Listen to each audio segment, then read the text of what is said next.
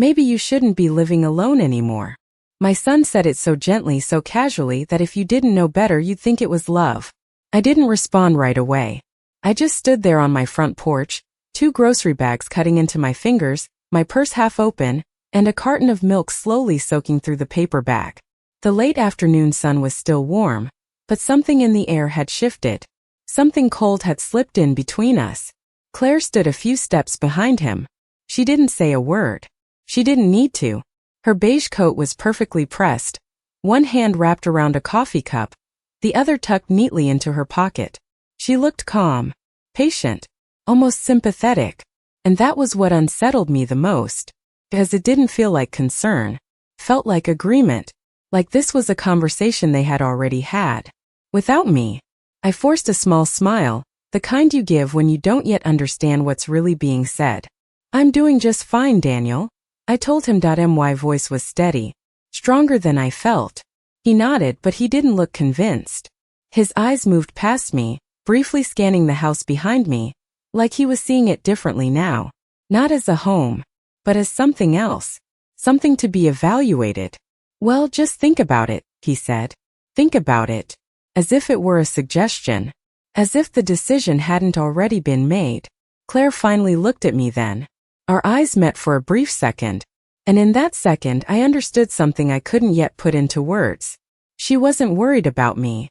She was waiting. Waiting for me to agree. Waiting for me to step aside gracefully. They didn't stay long after that. Few polite words. Quick goodbye. The sound of their SUV pulling away too fast for a visit that was supposed to be casual. And just like that I was alone again. But not in the way I had been for the past 6 years. No, this was different. Because for the first time the silence didn't belong to me anymore. It felt like something had been left behind. A thought.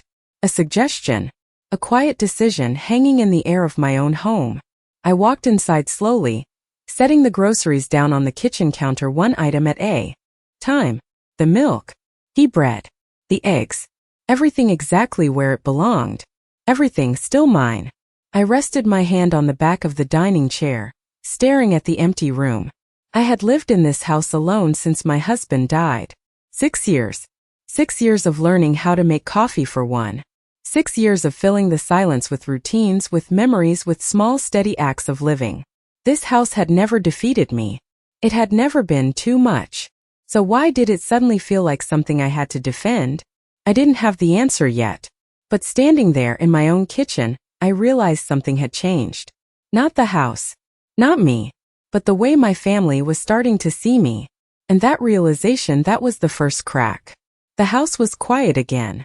But not the kind of quiet I had learned to live with. This was something else. That night I stayed in the kitchen longer than I needed to. One hand rested on the back of the chair, the other wrapped around a cup of tea that had already gone cold. I didn't drink it. I just held it there, as if the warmth might come back if I waited long enough. It didn't. The refrigerator hummed softly. The clock on the wall ticked louder than usual. Every sound felt sharper, like the house itself was trying to tell me something I hadn't fully understood yet. For 6 years after Robert passed, silence had been my companion, not my enemy. I remembered the day he died. A rainy Tuesday in October. The kind of gray, heavy rain that makes the whole world feel like it's holding its breath. When I came back home from the hospital, I thought the silence would swallow me whole. But it didn't. I learned how to live with it. I learned how to wake up alone without breaking. How to make a single cup of coffee without setting out 2 mugs by mistake. How to move through each room without expecting to hear his footsteps behind me. This house had held me together. Every creaky floorboard. Every stubborn faucet. Every photo frame slightly tilted on the wall. It wasn't just a house. It was proof that I had survived. That I was still capable. Still present. Still living. And yet, that night something felt off. Walked from room to room without any real purpose. Straightening a stack of mail by the front door. Folding the throw blanket in the living room. Adjusting Robert's photograph. The one of him in his navy coat from 40 years ago, standing tall, smiling like the future was something we had all the time in the world for. I had done these things 1,000 times before. But tonight, each movement felt different. Deliberate.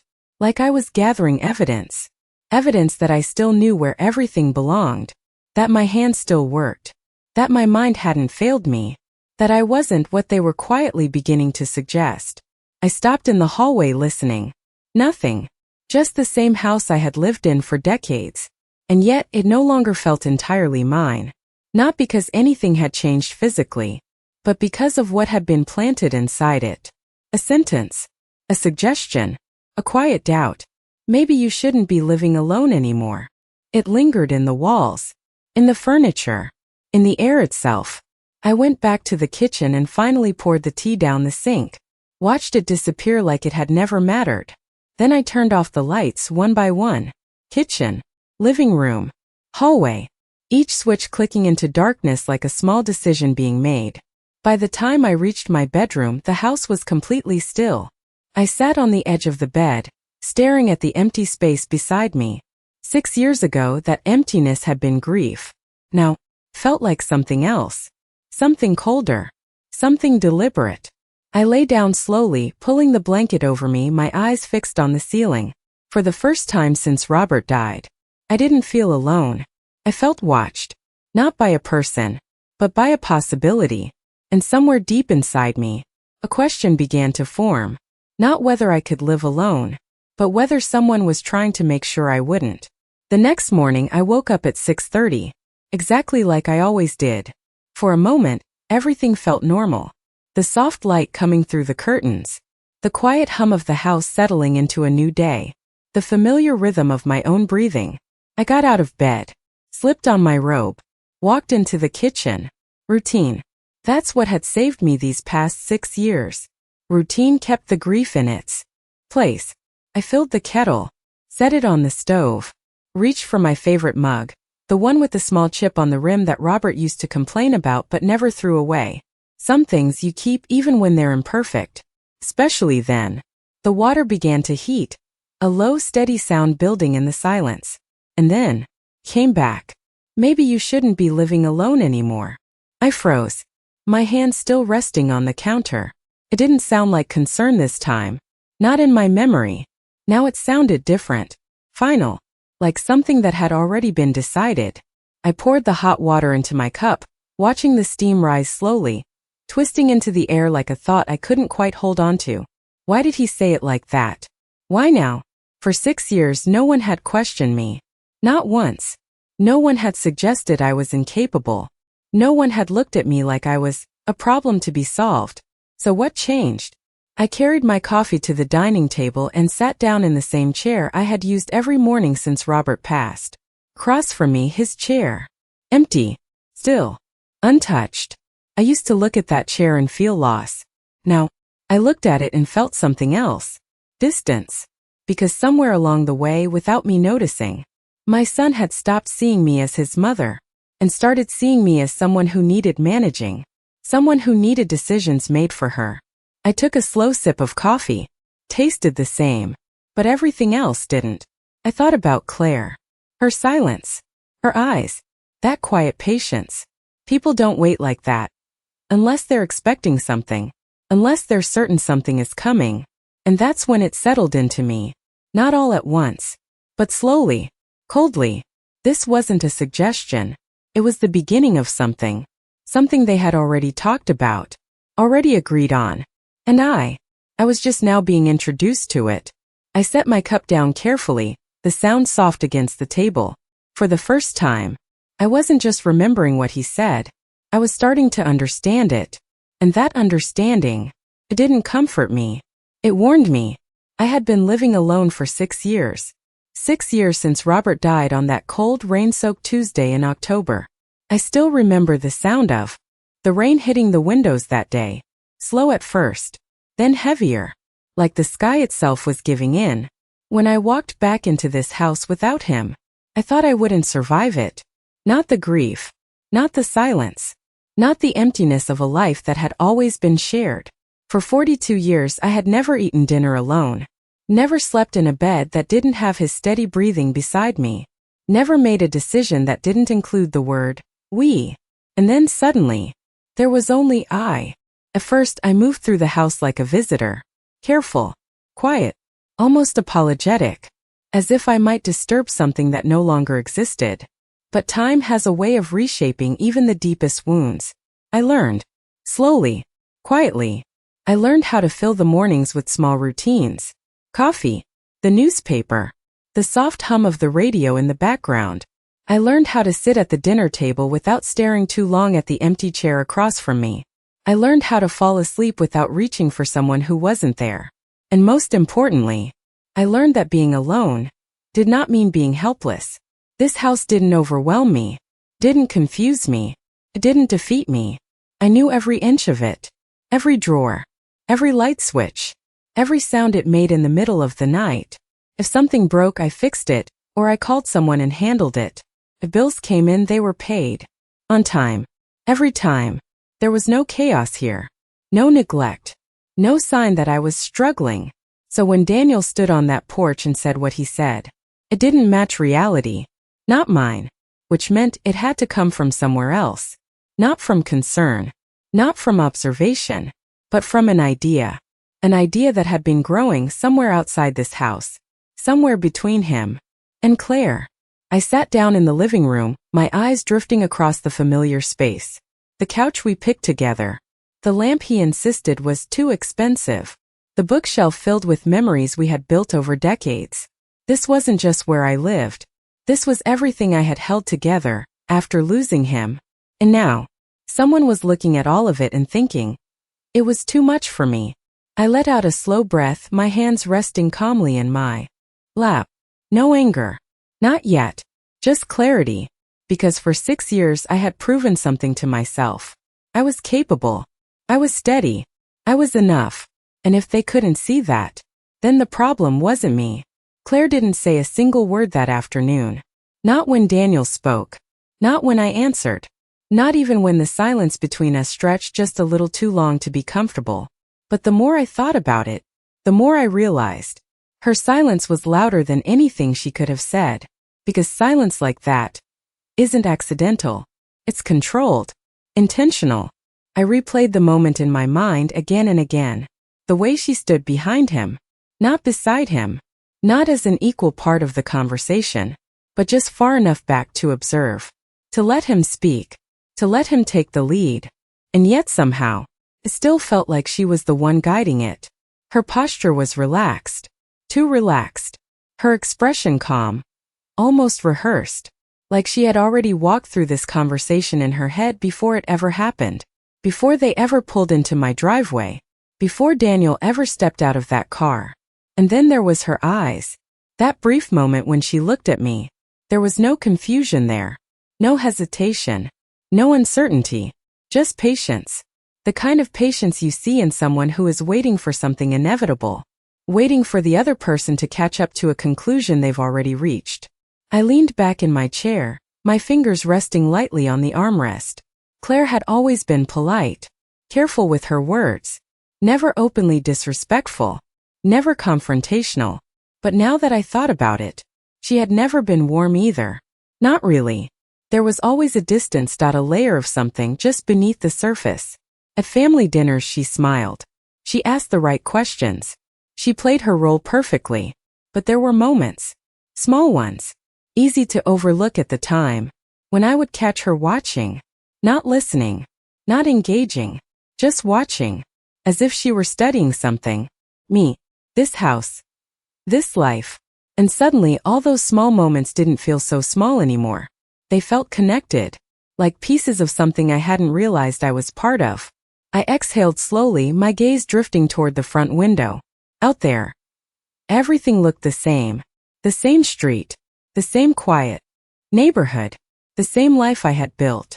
But inside, something had shifted, because I could feel it now, clearer than before. This wasn't just Daniel worrying about me. This was something that had been planted, nurtured, grown over time. And Claire, she hadn't needed to say a word, because whatever this was, she was already ahead of it.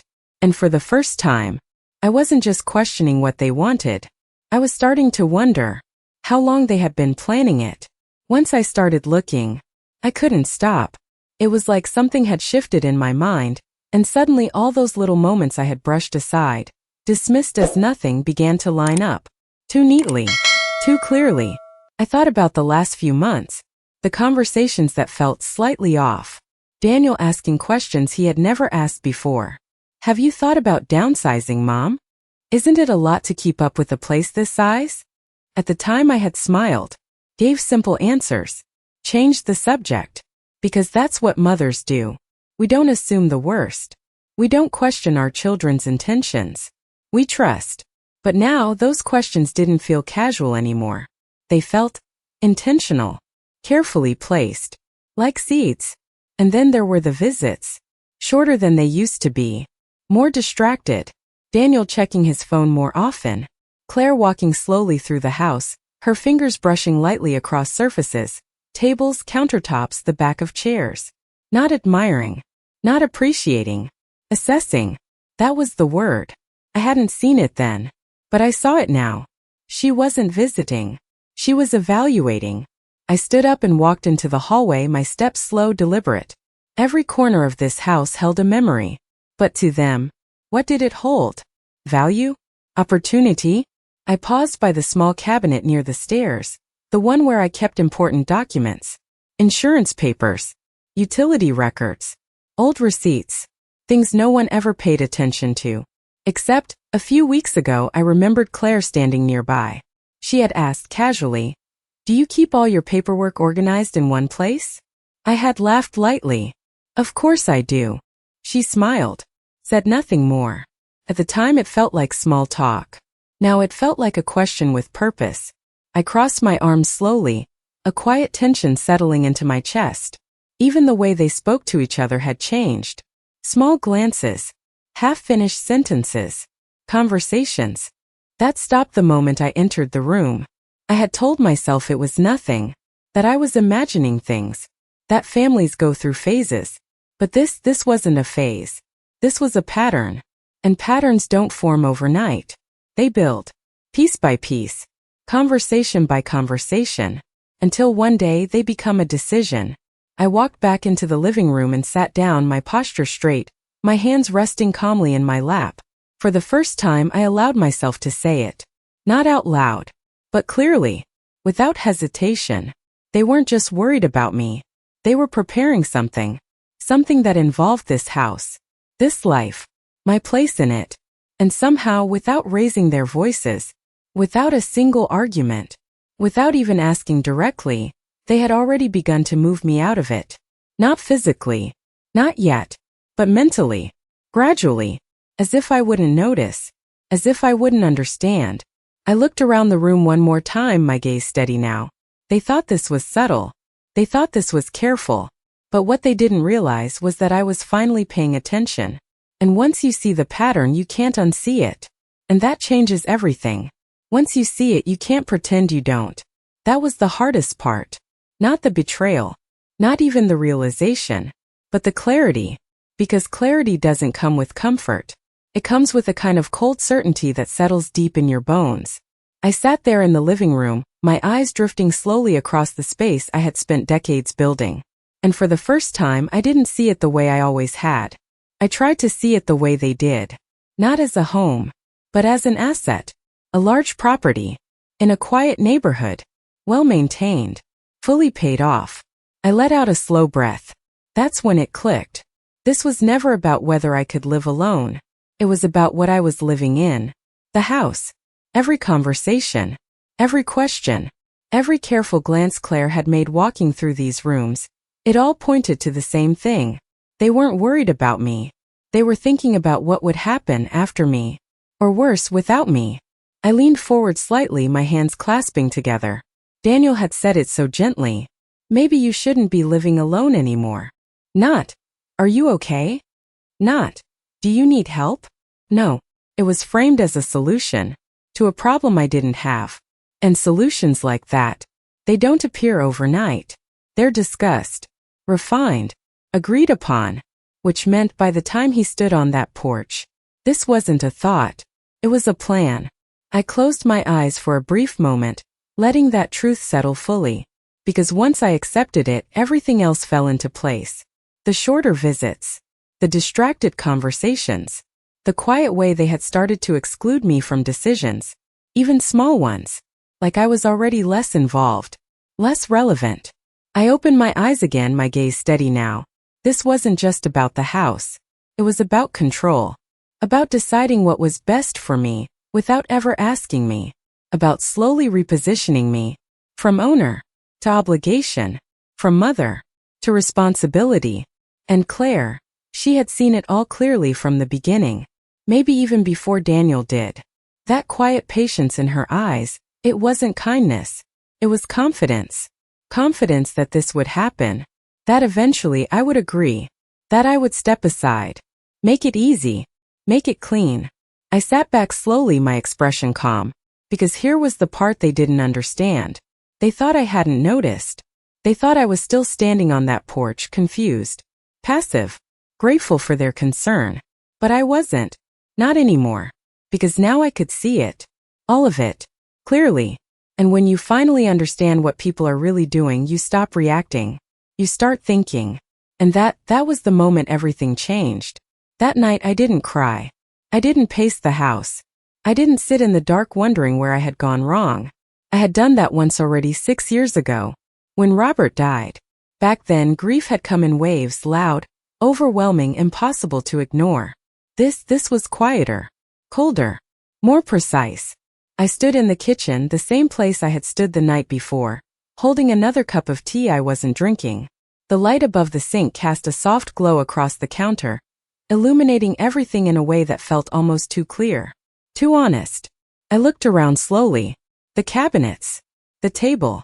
The small scratches on the wood that only I knew the story behind. Nothing had changed. And yet everything had. Because for the first time I wasn't looking at my home through memory.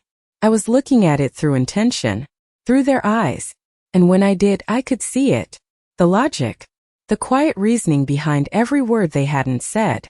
A house this size. A woman my age. Living alone.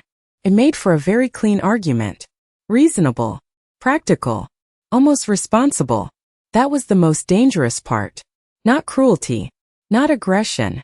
But justification. Because when people believe they're doing the right thing, they don't hesitate. They don't question themselves. They move forward.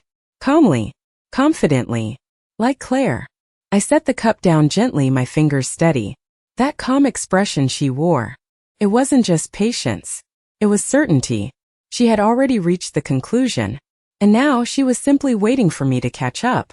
I let out a slow breath, my shoulders relaxing. Not from comfort but from clarity. Because something inside me had shifted. Not broken. Not weakened. But settled. Into something sharper. Stronger. For 6 years I had been surviving. Quietly rebuilding a life from loss. Learning how to stand on my own without needing anyone to hold me up. And now, for the first time since then, I wasn't thinking about survival. I was thinking about protection. Not of myself. But of everything I had built. Everything Robert and I had created together. Because this house wasn't just walls and furniture. It was time. It was sacrifice. It was decades of choices, of work, of love poured into something that was never meant to be temporary. And suddenly I could see how easily it could be taken. Not by force. Not by conflict. But by suggestion. By pressure. By making me believe it was the right thing to do. I walked over to the window, looking out at the quiet street. Everything looked the same. Peaceful. Unchanged. But inside me there was no confusion anymore. No doubt. No hesitation. They thought this would be simple. A conversation. Transition. A gentle shift from one phase of life to another. They thought I would agree. Because that's what I had always done. Kept the peace. Made things easier. Did what was best for everyone else. I rested my hand lightly against the glass, my reflection faintly staring back at me. Calm. Still. But no longer unaware. Because this time this wasn't about adapting. This wasn't about letting go. This was about deciding. And for the first time, I wasn't asking myself what they wanted. I was asking myself what I was willing to allow. And the answer was already beginning to form.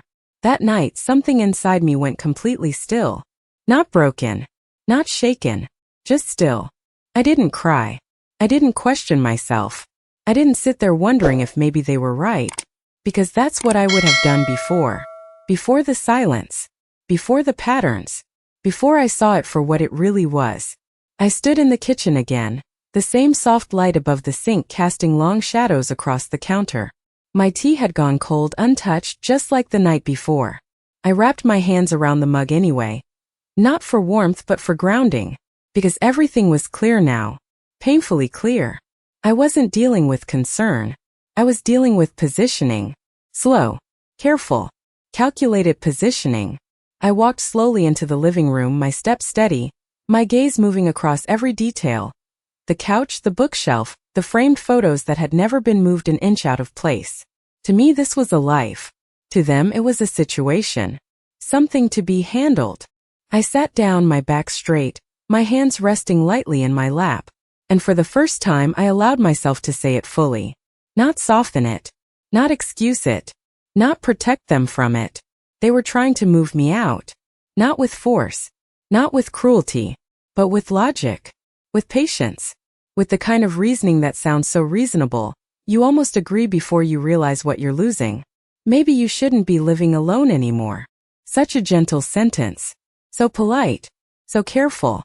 And yet, it carried an ending inside it. An ending to something I had spent years holding together. I leaned back slightly, my eyes drifting toward Robert's photograph across the room. 40 years ago. His navy coat. That steady, certain smile. For a moment I could almost hear his voice. Not words. Just presence. The kind that never needed to be loud to be understood.